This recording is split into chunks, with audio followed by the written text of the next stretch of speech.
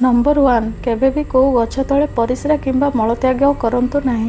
Number 2 जदि आपण को पुरातन भंगा घर किंबा महल को बुलिबाकू जाउछंती एवं सेठी निजर सांग किंबा बंधु बांधव को डाकुछंती ताहले सतर्क होई जांतु, कारण गोटे नामर बहुत लोक थांती एवं यार फायदा उठेकी भूत प्रेत पछरे पड़ी जाइथांती। नंबर 3 सांग माने जेतेबेले आपण मिठा खाइकी कुआडे जाती सेतेबेले आपणक मुहरु मीठा मीठा बास्ना आसे। सेही बास्ना पवन रे रहुथिबा भूतों को संकेत दिए। एमिति रे आपण ती को सुनसान जगार जाती ताहले एही बास्ना सेही आत्मा को संकेत दिए जी मरिबा पूर्वरु मीठा खाइबाकू इच्छा करिथाए। नंबर 4 अधिका नकारात्मक शक्ति महिला मानक उपरे हावी होइथांती, कारण सेमाने अधिक राति समय रे चुटी खोला करी कौनसी अनुष्ठान किंबा पर्वपर्वाणी को जाइथांती।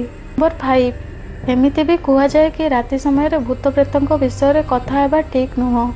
जदि केही राति समय रे तांको विषय रे कथा हुए ताहले तांको भूतों उपस्थिति अनुभव हेबाकू लागे।